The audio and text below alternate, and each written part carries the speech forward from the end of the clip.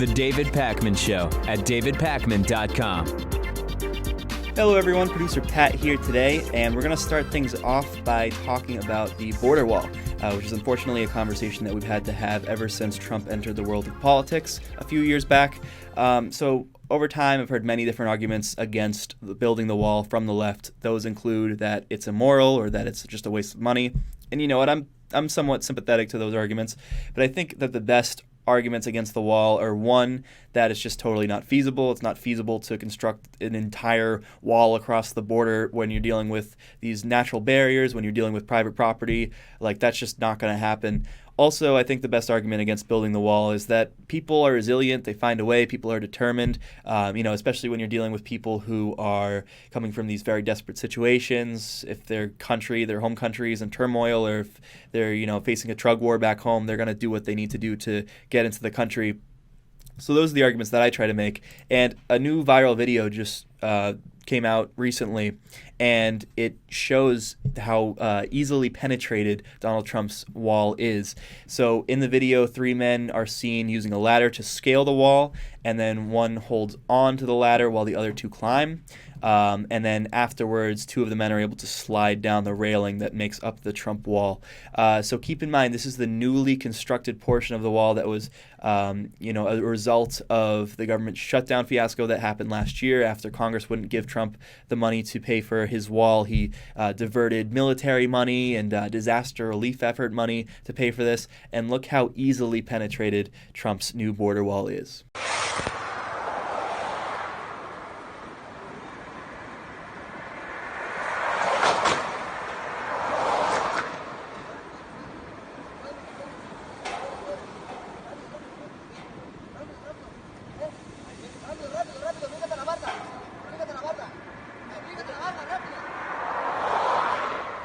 Okay, so the first thing I noticed about this video is how obvious it should be to everyone what's going on. Like, anyone driving by can just look over and see these people crossing the border. I suppose it only takes like a minute or 2 for them to do it, but still, it's the middle of the day. So that was observation number 1. Observation number 2 was that fireman slide down the pole.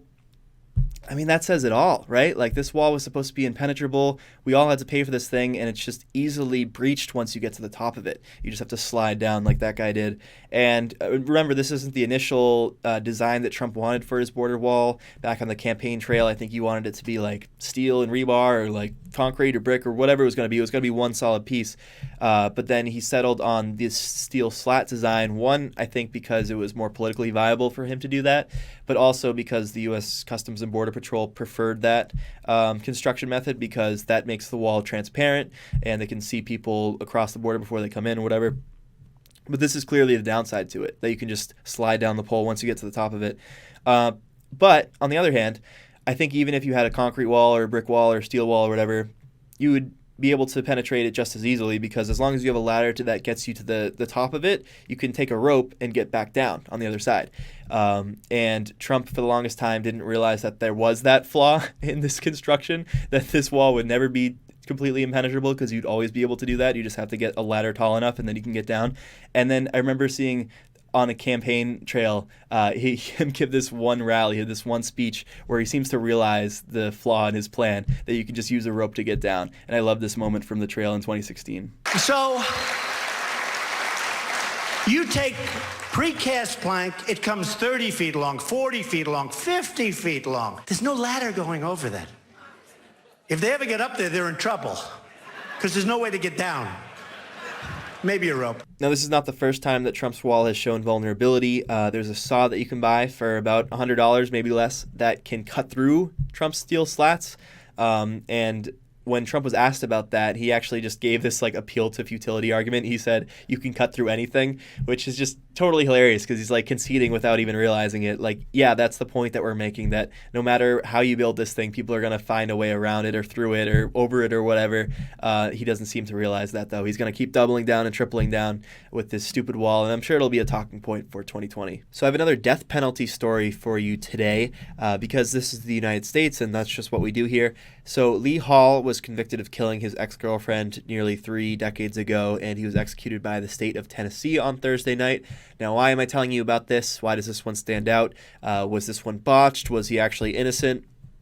Well, no, this time it's because Lee Hall chose to opt out of getting the lethal injection, which is standard in Tennessee, and he went with the electric chair method. Hall's decision comes in the midst of recent changes to the cocktail that makes up the lethal injection drugs. Many foreign manufacturers of the drugs that we use for lethal injections no longer will sell that drug to the United States because they know that we're using it for executions, and many times those foreign countries don't agree with executions in the first place. So it's led to all this weird experimentation and these different drugs being used, which sometimes result in things that you don't want to see. Like sometimes people will be convulsing on the table for 20 minutes before they die. Sometimes there's a heart attack, but the person's fully conscious.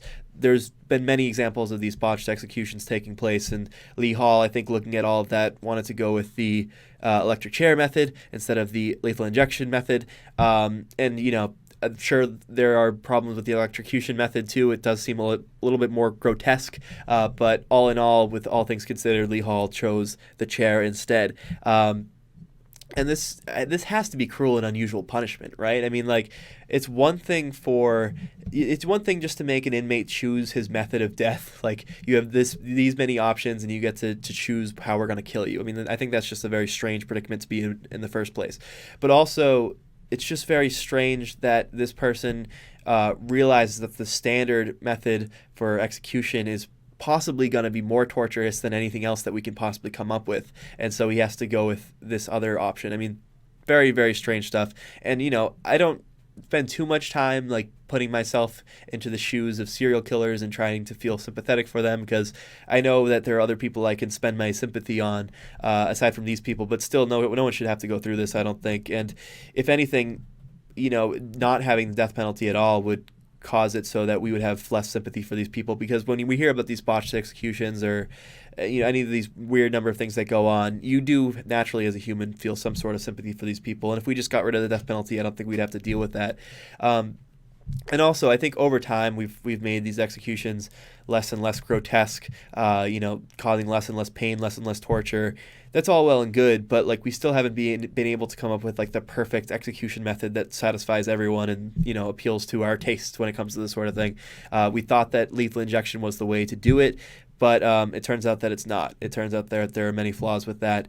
And there's another method I've heard of, which is death by hypoxia, which basically just puts the inmate into a room, like a sort of gas chamber situation, and they fill the room with some sort of gas that deprives the inmate of oxygen.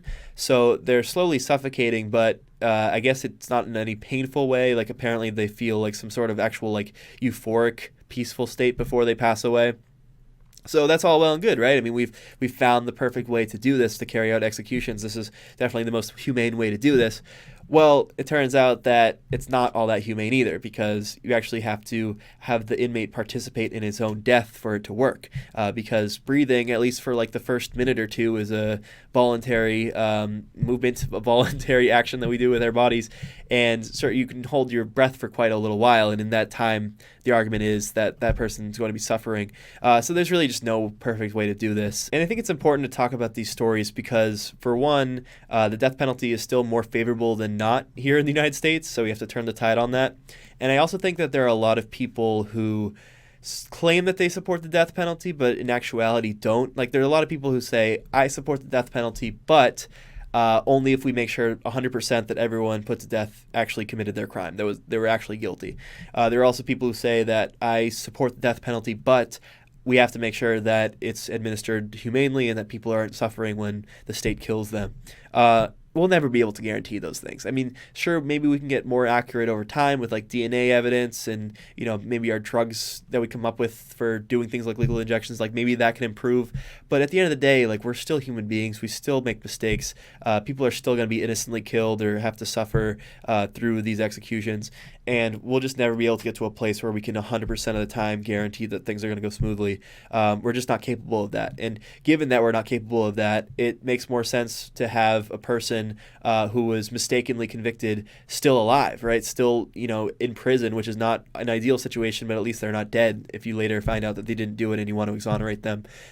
So yeah, just an interesting story I wanted to bring to your attention. All right, I think I'm going to wrap it up there this week. I'm still reeling from the horrible chess defeat that I suffered at the hands of David last week before Thanksgiving. I'm still trying to, go over that game time and time again, think about what I did wrong, what I could have improved on, and how I could have pulled off a victory. I'll be thinking about that probably for the entire year leading up to our rematch. That'll probably happen at the end of next year around Thanksgiving time. But anyway, thanks for tuning in, and we'll see you on Monday. The David Pakman Show at davidpakman.com.